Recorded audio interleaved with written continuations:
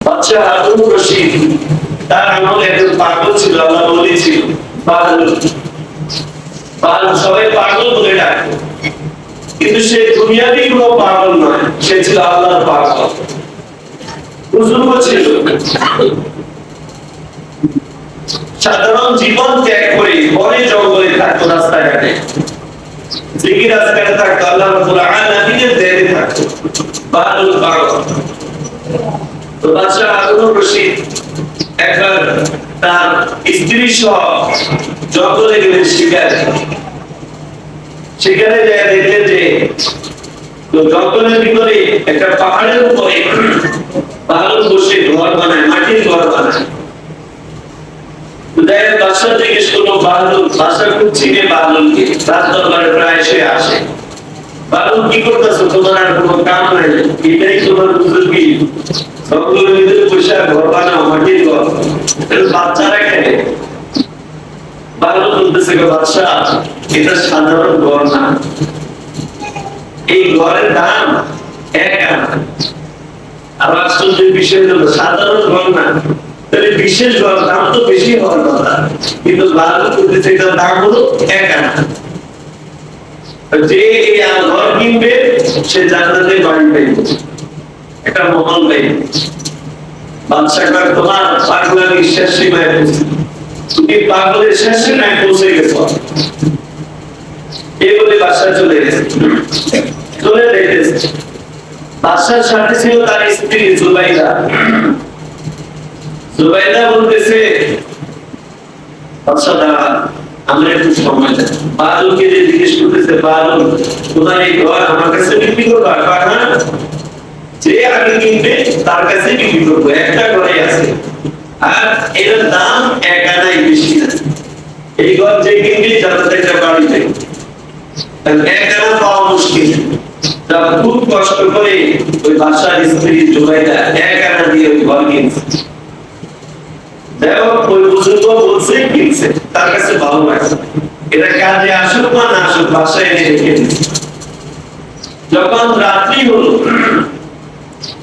রাত্রবেলা হলো, তখন বাদশা শুয়ে পড়ল, ঘুমায় পড়ল সবাই।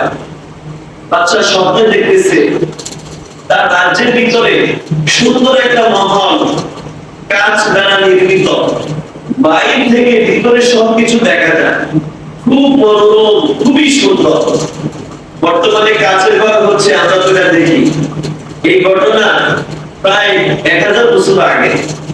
তখন কাঁচের ঘর কি বিল্ডিং হয় তেমন ছিল, খুব মনোরম। তিনি স্বপ্নে দেখতেছে জাঁকজমকপূর্ণ ঘর। বাদশা এবার তার লোক পাইল যে ঘরের ভিতরে ঢুকি আমার রাজি কে প্রাসাদ বানাইল। বাদশা যখন ঢুকতে যাইবে দারোয়ান বাধা দিলেন, দাঁড়ান, কোথায় যাচ্ছে? বাদশা বলল কেন? প্রাসাদের ভিতরে যাব, এটা তো আপনার না।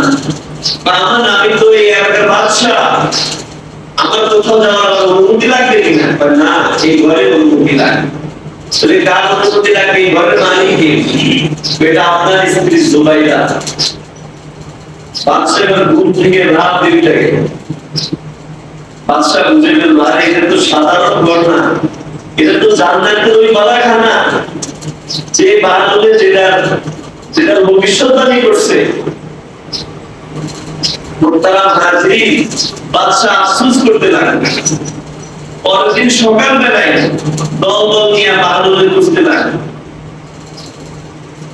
বাহলুলে যায় দেখলো ওই একই জায়গায় জঙ্গলের পাহাড়ের উপর বসে ঘর বানাইতে আছে।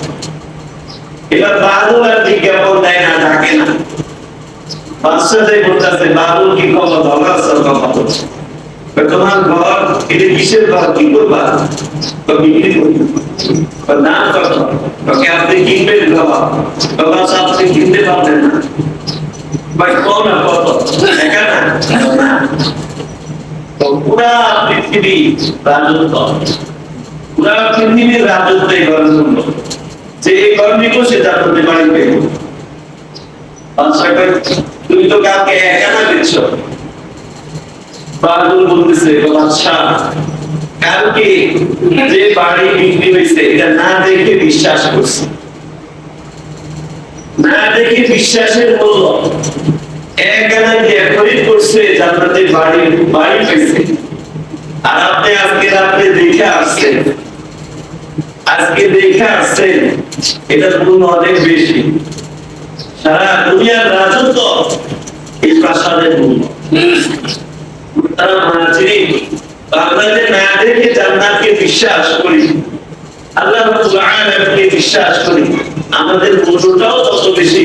রাসূল করিম সাল্লাল্লাহু আলাইহি ওয়াসাল্লাম ঘোষণা করেছে, যে ব্যক্তি ঈমান ও ইখলাসের সাথে কালিমা পড়বে, সে এই দুনিয়ার নগণ্য দুনিয়ার পরিমাণ 10 দুনিয়া জান্নাত পাইবে। সুবহানাল্লাহ। এটা হলো বিশ্বাসের গভীরতা। যার যত বেশি বিশ্বাস, ইয়াকিন থাকবে, ঈমান থাকবে, সে তত বেশি পাবে।